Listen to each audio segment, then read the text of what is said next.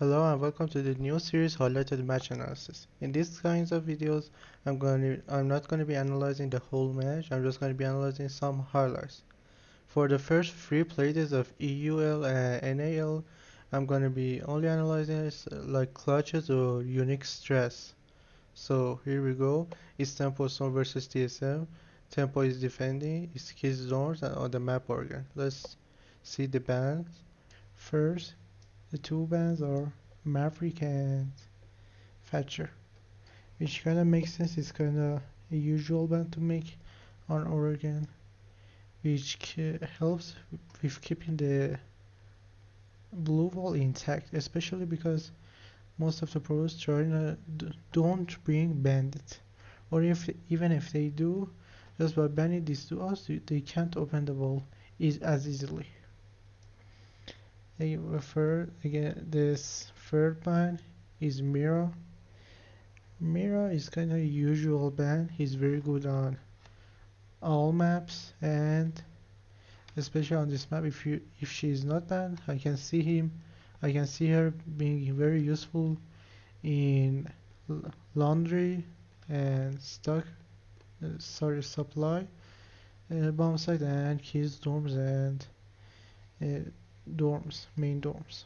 Mama is just to limit the 20-second meta that is going on right now on Pro League, which if you don't know, 20-second meta, it means that because of the Jaeger, Wamai, and sometimes Goyo or Castle, or any other utility you need to get rid of before executing on site, is after doing all of that, you have 20 seconds to do the execute on site, which hence the name comes from, which is really hard, but still possible in some situations. Okay, let's see the strat. Okay, this is the strat. Yeah, as I talked about, I'm not going to be focusing a lot on the strat. I'm going to be focusing on how uh, Pulse and Jaeger, as you see here, retake the T2 or T1. T2 is big tower here. But let's see the setup either way. Mule Jammer plus 2 reinforcements here. Evil Eye, let me zoom out. Evil Eye watching the whole attic.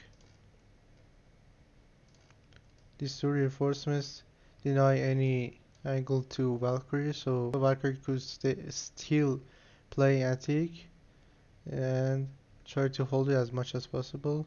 As you see, we don't see the 2 double Jaeger ADSs, which I will explain why in a moment.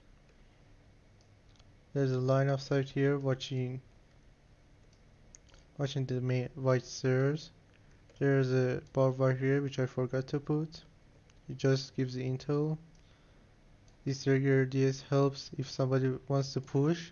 Probably they're gonna flash or nade, so they can push it away. This regular DS denies that. There's a rotation here, which you can see the breach if they are gonna push. Again, there's a rotation slash on offset here, so you can watch the big window, kinda here of the wing window, and don't let anybody push bunker. And you can watch the white stairs door. Why is why are these 2 reinforced? Because you can have an angle from big window to keys and lower attic to keys again. So these 2 are reinforced to deny that. There's a rotation here, so Valkyrie can come back to site, and Master is watching cams probably. And why is Mute playing here? Mute is playing here because first I think it's not good to do this. Mute could play here first of the round, and then maybe move here. But either way, why is Mute playing here? Let's say somebody's holding white stairs. So this gives you an angle to the plant spot. That's why mostly you use him there. But I'm curious if they used ADS here. Yeah, I put two ADSs, but probably last one is here. So Mute can easily play here, but he's exposed from uh, Voicers, and if they take Attic and Trophy. But that way, if somebody holds Attic and Voicers, he's only kind of exposed from Attic. Not even from Bridge, because somebody is watching the Bridge. Now let's talk about the ground floor. First, there's a barricade to give intel if someone is pushing there. And there's a reinforcement here. Just somebody to deny the angles you can have in kitchen, so somebody can play there. Now, these two reinforcements tells me two things. First, they are either gonna play actively in meeting, which they are doing right now, or they want to do a vertical pressure maybe here, uh, and maybe opening the hatch, so it's not easy to get the mute jammer on the wall in attic. Which I don't like the second one because I actually tried it in a game and it didn't work. Mute and Jaeger, what are they going to do? We'll see in the rounds. Okay, let's see the round, the action phase. Okay, this is the action phase. First, Pulse is going upstairs in T2 to see if the attackers are planning to attack from attic. It's a common take to attack from attic, but still there could be a rush possibility from lobby and armor or even Vicers and big window. After that, the Jaeger and Pulse fall back. It could also help as it's an added bonus if the how Pulse is doing this, doing using the cardio sensor, because it kind of wastes time if the attackers think Pulse is still playing there. Sorry for kinda the FPS drop. Kali gets the mute jammer from opens the wall. And this is a common thing after. This is a common thing after uh, they open the attic wall and they rotate three people uh, to open the bedroom wall. There's gonna be no man playing in T2, while there's an energy probably here or here, and one here on the meeting hallway door, so nobody could push her, and probably somewhere here, which you don't see it being done, but I think it should be done, because as you see what happens there. Meanwhile, all of this is happening. Sledge is going to be droning garage, lobby, and armor. Okay, what Pulse and Jaeger are doing, they are trying to retake the, the T2 site. By what? By the first, there's going to be Welcome probably in T2, and you have the added bonus of creators on Pulse. So, what you're going to do first, Valkyrie pushes the attic, while Jaeger and Pulse is giving an active intel, while and Jaeger pushes tries to pushes from T1. Let's see what happens. Okay, let's skip a bit. First, Valk dies. This is not ideal. They should have tried to coordinate, but it's kind of hard. But it's kind of hard if you don't have intel, but you had the active intel, you could have coordinated. So, this is one mistake they did, unfortunate. But now Maestro is gonna push too. As see, Pulse is giving an active intel, while Jaeger and Maestro try to push. Jaeger tries to kinda distract, while Maestro pushes, and pulls sorry, C-Force. As you see, it retook the attic control, which is really good. Now, the targets have one or two ways to come to take side, which is not ideal, and they need to take voices if they want to have a chance of winning. which is Sledge right now is doing. I don't know if they had a if they have a Valcam or Black Eye giving intel what Sledge is doing, but it seems like that way. But if it wasn't, that's a very good game sense from Mute. Now it's a 3v4 and Mute is kinda out of position. Mute either needs to push the Sledge or they need to push the bridge, because if you don't, you can have three angles. First, the Vice's angles you can watch from these two lines of sight. From bridge, you can watch attic, lower attic, and kind of double bunker. From trophy, you can watch the attic, you can watch Kid's dorms door, and if you go deep, you can watch double bunker. That gives you the planned opportunity with 3v3 being on the board. So Mute either needs to play aggressively, either on bridge or on vice stairs, which he does on vice stairs, and he gets a kill, and it's a 2v3, which is still an advantage to defenders. But somehow Meister dies, and what the last remaining two defenders do is first, they use the advantage of refract. When there's two principles in refract. First, you can pinch, like for example, if you hold crossfires from, let me show on blueprint. Okay, this is like a refract. Let's say Valkyrie is playing here on the door, and Mid is still there. They are both watching the trophy door. If, like for example, Kelly tries to push and kills Mute, Valkyrie could refract, because you can't watch two angles and get the kill. That's one principle. The other principle is that the ammo count. When you first take a gunfight, especially on like guns like SMG-11 or like Hibana's primary weapon, that has a low ammo count, you can go for refract even if it's not like a established crossfire established. And that is what Pulse and Mute are doing. Pulse and Mute try to pinch the Thermite, and you see Kali was reloading,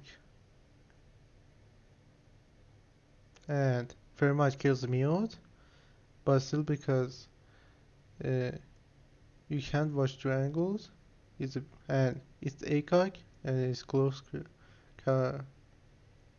combat, uh, you lose the gunfight pretty much. But still they made some mistakes. It shouldn't have went that close. Okay, this is the round 12 on the second map Villa. As you see, the bans are Valkyrie, which is to deny intel. Mira again, good on most of the maps. Capital, he's very good at getting map control and denying denying plans. And Thatcher is just good for denying the bandit tricking, which some teams do, or or just destroying the gadgets. He's strong at disabling and destroying gadgets. That's why he's banned, and he's kinda common ban in Pro League. Now it's trophy statue defense. First, they're gonna reinforce all of this wall and probably all of the closet wall. Some attacks clear out from aviator, then they open statue. Let's go a bit. They open statue wall. Now they can pinch from two sides in trophy, and they can go for plant either here or behind the bomb chassis. what defense is doing is just trying to waste time or even try to, if they are successful, hold that map control and keep that map control. And you don't see much. There's just one ADS in Astro.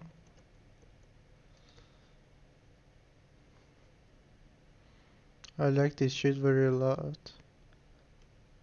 It has shield a lot because it can deny the angle you can have, as I said, to trophy and deny split, which is here, and rotation from Astro to trophy angle you can have. But probably there's gonna be a Jaeger radius somewhere to deny the shield from being destroyed, or even Vamai, which is not brought by the defense. Okay, there's an evil eye, let's see. There's an evil eye in trophy, it seems. Yeah, evil eye trophy here.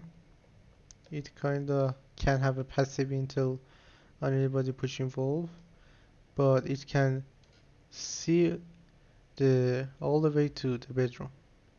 So that's good.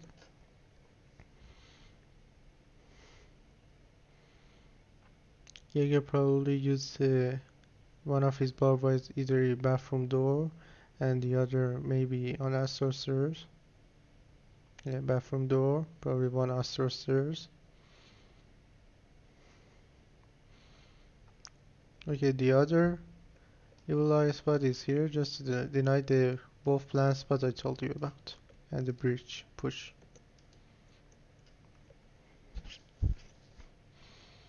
What the attackers are doing right now, they're not going for aviator push. They're more going for first bedroom take, then closet, then they open here, deny the angle to split. Then somebody repairs Astro, tries to deny any split. As you see here, it's better to explain from here. It denies the split push. It can kinda help Nate here, but the main thing you need to do when attacking Astro is somebody to push from Astro and Nate, Nate below while watching for rotation and pinching the defender playing behind the desk. Okay, let's see what happened. Uh, Jaeger kills Sledge, but where was Sledge? Oh, that's unfortunate. You gotta be careful of that spawn pick. By the window, probably. Probably Sledge opened it himself. So that's bad. Okay, now you see your one is behind desk, trying to hold the map control. Basically, if you take Astro, you win the site. If you take Astro, you win the site. Cause you can pinch first a trophy from 3 sides. You can pinch a statue after that from 4 sides. No, not this. Again from 4 sides, which is bridge 2. And you kind of have the map control of all the sides just by taking Astro. So Astro is the main key to hold for defenders.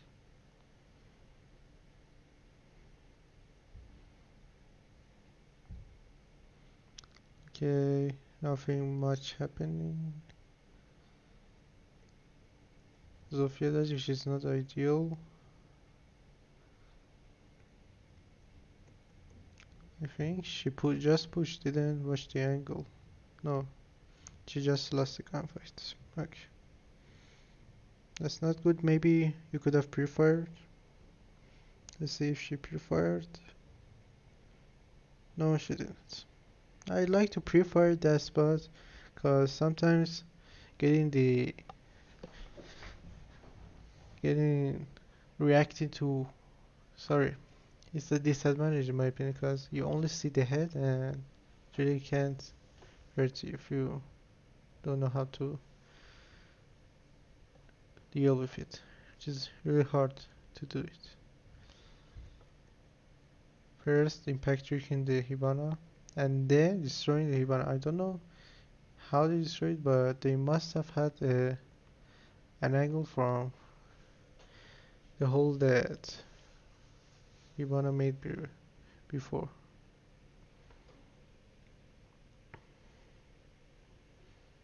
Oh, I think Maestro is playing south of statue, has an angle to the X-Gyros from an angle.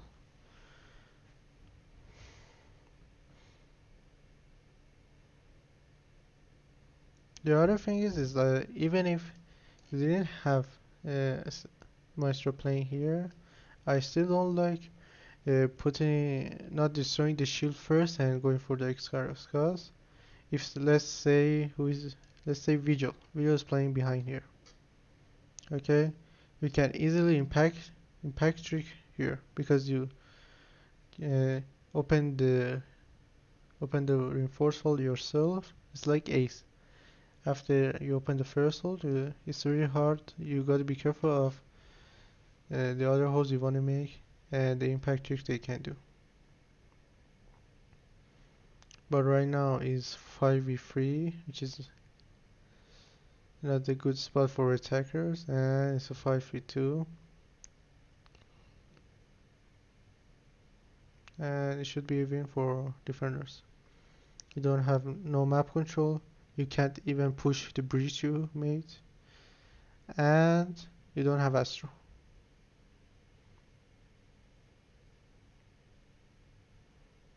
One thing that hurt them, I think, Sledge wanted to push Dining, but after that they didn't have a lot of man count to do that. Either they needed to push Ash and Zofia, or either Ash or maybe uh, I don't know, maybe Nomads, but it's risky. Nomad first needs to put her air jabs and destroy below the desk so you can push. By the way, the main point I wanted to make is they needed to first kill out Jaeger before they wanted to do any push on Astro.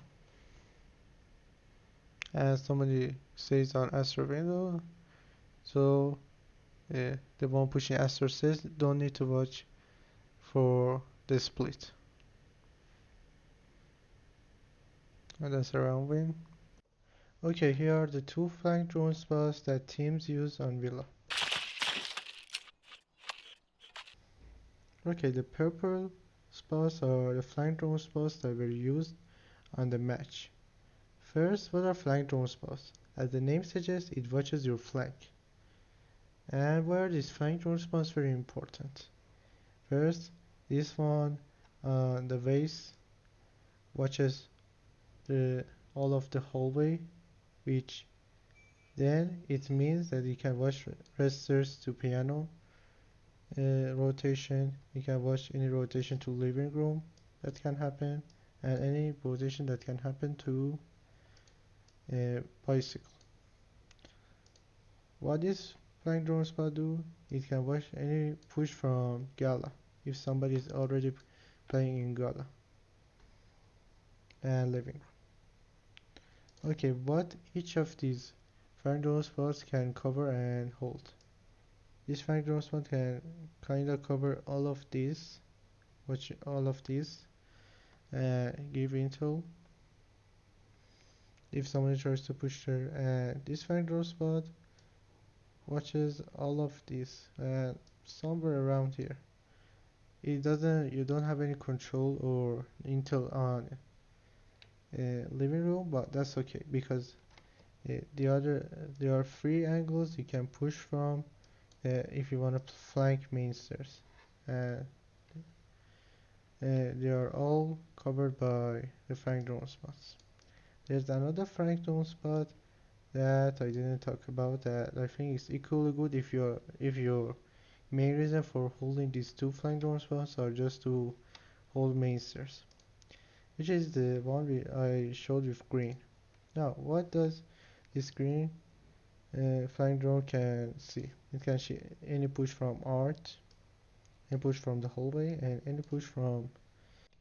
It can watch any push from library, which still uh, gives you an intel if somebody tries to flank you from the main stairs. Now, let's talk about why still I think this is a very good flank drone spot. Let's say you're attacking aviator games. Aviator games, let me show it. Okay, this is the site aviator games. I'll show it with yellow.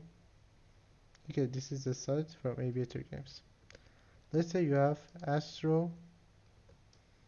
Let's say you have Astro control. Now you are pushing from trophy and statue. What the drone spot does that you can watch any rotation from red stairs, and you can watch rotation from red stairs. It can also watch mudroom and a passive intel. That means by sound you can have anybody pushing from China room, which is this room, but mostly for the red stairs, not for the Astro take. There's probably going to be a flank drone in Astro if you're pushing from aviator. Okay, this was the first video of the series highlighted match analysis. If you like these kinds of videos, please like and subscribe. Comment what your thoughts were about the match, and if you saw any other round that you really liked. If you want me to do LATAM or APAC, please put down in the comments and tell which round and which matchup you want me to analyze. I unfortunately can't analyze the whole a whole match for of the two regions of APAC and LATAM because I don't really have the time, and I really want to focus on EUL and NAL except the Canada division because I think still the meta is developing and you can't really learn much from Canada division. Maybe you can learn the process of uh, getting to know how the meta is and keep up with uh, the Pro League, but other than that, I don't think you really can gain much from the Canada division. If you want to see my notes about the matches I see on EUL and NAL, you can go to my Discord. I will put my thoughts on all of the rounds and what should have been done, what shouldn't have been done, was it a default strat or not, and etc.